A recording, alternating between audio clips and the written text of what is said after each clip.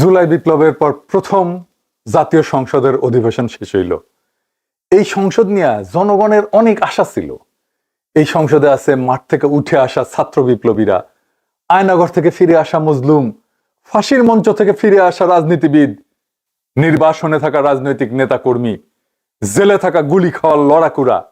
কিন্তু সংসদ কেন জানি আমাদের আশাহত করছিল। কেন? সংসদ নেতা নিশ্চুপ, বসে থেকে টেবিল থাবড়ায় খালি। সরকারি দলের অধ্যক্ষ, বিরোধী দলকে মাত্রা ছাড়া আক্রমণ, আর শিলং সালাউদ্দিনের ডিফ্যাক্টো প্রাইম মিনিস্টার হয়ে বসা। জনাব সালাউদ্দিন আহমদ সংসদ নেতার পক্ষে বক্তব্য রাখছেন। মাননীয় স্বরাষ্ট্রমন্ত্রী। মাননীয় স্পিকার, আপনাকে ধন্যবাদ। ইয়েস মাননীয় স্পিকার, আমি মাননীয় সংসদ নেতার পক্ষে বক্তব্য রাখছি। শিলং সালাউদ্দিনের একটা স্বীকারোক্তি আছে সংসদের ভেতরেই, কইছে জুলাই সংসদে সাইন করাটা এটা বাধ্য হয়ে করছে, এটা করতে চায় নাই। এটা কারণ যদি সংস্কারের বাহানায় নির্বাচন না হয়, সেই জন্যই বিএনপি সবকিছুতে আপোষ করে জুলাই সনদে সাইন করেছে।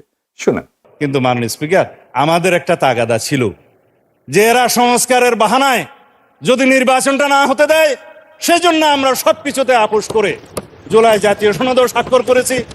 আমরা একত্রিত হয়েছি, সমঝোতা হয়েছে, এবং নির্বাচনের স্বার্থে আমরা অনেক কথা বলি নাই। বুঝছেন, শুনছেন? সংস্কারের কোনো কমিটমেন্ট ছিল না, ছিল নির্বাচনের চাপ। এটা হঠাৎ বলে নাই শিলং সালাউদ্দিন, আগে থেকে শুরু হয়েছে। এটা 1 নভেম্বর 2025 প্রেস ক্লাবে মেজর হাফিজ কইছে, এখন যে স্পিকার সে কইছে নির্বাচন হওয়ার স্বার্থে অনিচ্ছা সত্ত্বেও বিএনপি অনেক কিছু মেনে নিছে। আবার মেজর হাফিজই গণভোট নিয়ে ফেব্রুয়ারিতে নির্বাচনের কিছু আগে আরো স্পষ্ট কইছে যে গণভোটে রাজি না হইলে নির্বাচন দিত না, তাই রাজি হইছে। শুনেন, এই গণভোটের কোনো আইনগত ভিত্তি নেই। এটি সম্পূর্ণভাবে একটি গোষ্ঠী জনগণের উপর চাপিয়ে দিয়েছে। আমাদের দল বিএনপি এটাতে প্রথমে রাজি হয়নি, কিন্তু দেখা গেল যে বিএনপি যদি রাজি না হয় তাহলে আর নির্বাচনই হয় না, এরা নির্বাচন ছেড়ে বাড়ি চলে যাবে। মানে যে সংস্কার, যে সনদ, যে গণভোট, এগুলোর কোনোটাই বিএনপি বিশ্বাস করেনি, সব মেনে নিছে নির্বাচনের লোভে। আবার সেই মেজর হাফিজি বলে আমরা বদ্ধপরিকর জুলাই সনদ বাস্তবায়নের জন্য, এটা নাকি দেশের সম্পদ। শুনেন, আর জুলাই সনদ দেশবাসীর সম্পদ। প্রত্যেক রাজনৈতিক যারা সংসদে যাদের প্রতিনিধিত্ব আছে তারা সবাই জুলাই সংসদে স্বাক্ষর করেছেন। বিএনপিও আমি মনে করি তারা জুলাই সংসদ বাস্তবায়নে বদ্ধপরিকর। দেশের সম্পদ, ক্ষমতা পেলে তখন এটা দেশের সম্পদ। মানে কোনো কনসিস্টেন্সি নাই তাদের, আলাপ আলোচনা কথাবার্তার কোনো কনসিস্টেন্সি নাই। একবার এক কথা বলে, আরেকবার আর এক কথা বলে, যখন যেটা কাজে লাগে সেটাই বলে। এর মধ্যে হইল কয়েকটা গুরুত্বপূর্ণ অধ্যাদেশের অপমৃত্যু, এই সংসদেই ঘটলো। আর একটা ঘটনা, অপমৃত্যু।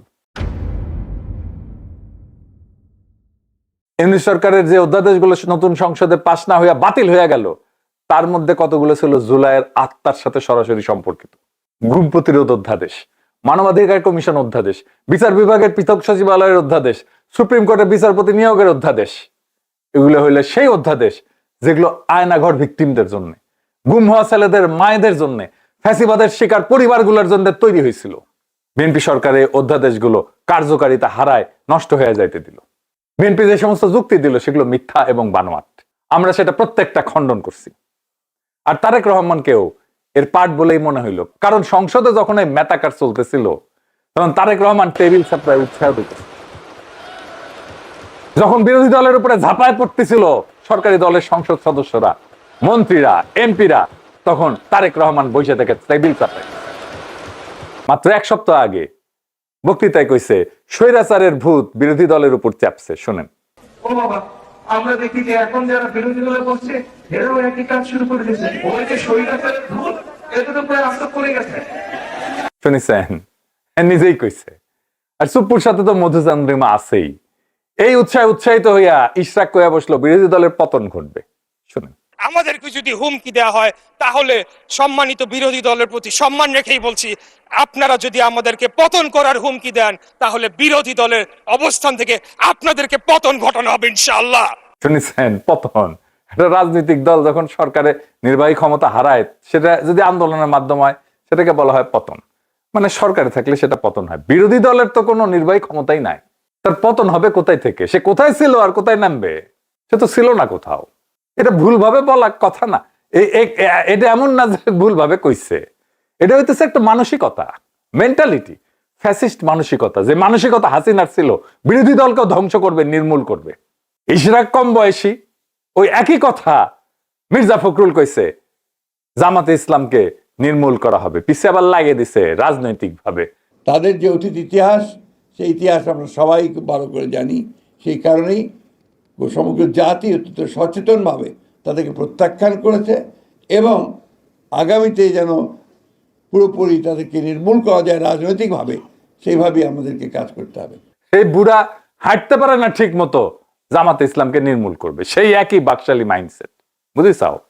তারপরে তার একটা ঘটনা ঘটলো, আপনারা সবাই দেখছেন, কি সেটা? শাহবাগ থানা মব। এর মধ্যে শুরু হইলো ছাত্র দলের আর এক কীর্তি। শিক্ষা প্রতিষ্ঠানগুলোতে শিবিরের সাথে পায়ে পাড়া দিয়া ঝগড়া করলো, গুপ্ত লিখলো, গুপ্ত তো আবার ঠিক মতো লিখতে পারে না। তারপর শাহবাগে থানার মধ্যে ডাকসুর 2 নেতাকে মারধর করলো। অভিযোগ কি? সবাই জানে, একটা ফেক স্ক্রিনশট। সেই ফেক স্ক্রিনশট নিয়ে মামলা দিতে জোবায়ের গেছে থানায়। থানায় নাকি ওসি ছিল না, থানার মধ্যে পেটানো হইলো, পেটাইতে দাওয়া হইলো। প্রফেসর ইউনূসের আমলে যারা মব মব করে চিল্লাইতো, তারা এখানে মব দেখলো না।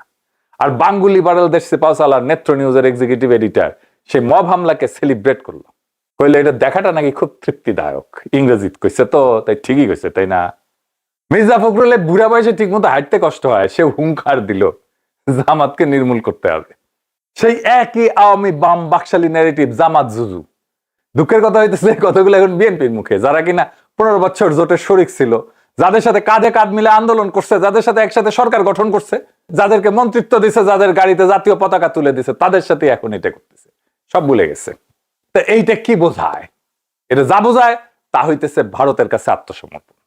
এর মধ্যে আরো নানা ঘটনা ঘটছে। আমি একটা ভিডিও করেছি, ভারতের কাছে তারকের আত্মসমর্পণ। এই যে এটা না দেখলে দেখে নিন। 7 এপ্রিল 2026 তারেক রহমান রীতি বহির্ভূত বিজেপির সভাপতি নীতিন নবীনের কাছে চিঠি লিখে আমন্ত্রণ জানিয়েছে প্রাইম মিনিস্টার হিসেবে। প্রাইম মিনিস্টার হিসেবে বিজেপির সভাপতিকে চিঠি লিখতে পারে না, বিএনপির চেয়ারম্যান হিসেবে বিজেপির সভাপতিকে চিঠি লিখতে পারে। দিল্লিতে হুমায়ুন কবির বিএনপির আন্তর্জাতিক শাখার প্রধান বিজয় সোথাওয়ালের কাছে চিঠিটা হস্তান্তর করছে। পররাষ্ট্র মন্ত্রণালয়ে মধুচন্দ্রিমা শুরু হয়েছে ইন্ডিয়ার সাথে। চারিদিকে বাম বাকশালী আওয়ামী লীগের উল্লাস শুরু হইল। বিরোধী দল অত্যন্ত সংযত আচরণ করলেও আওয়ামী লীগের চাইতে খড়গগ্রস্ত হয়ে উঠলো বিএনপি। আর তারেক রহমান বসা শুরু করলেন বাঙ্গু সুশীলদের সাথে, সেই এক ইন্ডিয়ান মালদের সাথে। কার কার সাথে? আব্দুল্লাহ আবু সাইদের সাথে মিটিং করে, একবার না 2 বার, পরের বার তো সভাসদ সভাসদ নিয়ে একসাথে। তারপর বিশিষ্ট চেতনাজীবী আব্দুল নূর তুষারের সাথে মিটিং করে, কজা কামালের সাথে মিটিং করে, আনিস আমলকে ফোন দিয়া কুশলতি জিজ্ঞেস করে। কিন্তু কাদের সাথে বসেন না সেটাও গুরুত্বপূর্ণ। উনি সলিমুল্লাহ খানের সাথে বসেন না, উনি মাহমুদুর রহমানের সাথে বসেন না, উনি শফিক রহমানের সাথে বসেন না, সংগ্রামের সম্পাদক আবুল আসাদের সাথে বসেন না, ফরাদ মাজারের সাথে বসেন না। যেন তাদের দরকার নাই বাংলাদেশ গঠনে, যেন তাদের কোনো কন্ট্রিবিউশন নাই, যেন ফ্যাসি বিরোধী লড়াইয়ে তাদের কোনো ভূমিকা নাই। যাদের ভূমিকা ছিল না তাদের সাথে যায় বসতেছে, যাদের ভূমিকা ছিল, যারা নির্যাতিত হয়েছে, দেশান্তরী হয়েছে, যারা ক্রমাগত বয়ান উৎপাদন করে গেছে, সলিমুল্লাহ খান রাস্তায় দাঁড়াইছে, তাদের সাথে কোনো দরকার নাই তারেক রহমানের। নতুন বাংলাদেশে তাদের দরকার নাই। প্রফেসর ইউনূসের সাথেও বসতে পারে, বসে না। প্রফেসর ইউনূসের সাথেও বসেনি, কন্টিনিউটির একটা ব্যাপার আছে। তো আমেরিকান প্রেসিডেন্টরা দেখবেন পুরনো প্রেসিডেন্টদের সাথে বসে, প্রফেসর ইউনূসের উপদেষ্টাদের সাথে বসে না। তাদের অভিজ্ঞতা তো অমূল্য, তাদের সাফল্য ব্যর্থতা সত্ত্বেও তারা একটা ঝঞ্ঝা বিক্ষুব্ধ সময় বাংলাদেশকে নেতৃত্ব দিছে, মন্ত্রণালয় চালাইছে, তারা সবাই আছে, দেশেই আছে। তাদের চাইতে কথা কামাল, আব্দুল নূর তুষার, আব্দুল্লাহ আবু সাইদ গুরুত্বপূর্ণ হয়ে গেল। তারপরে তৈরি হলো বয়ান, মিছা বয়ান। কেমন? হামেদটিকে নিয়ে তারেক রহমান বললো এক কথা, বললো আমরা সব রাজনৈতিক দল সবাই মিলে একটা স্বৈরাচারকে এই দেশ থেকে বিতাড়িত করছি।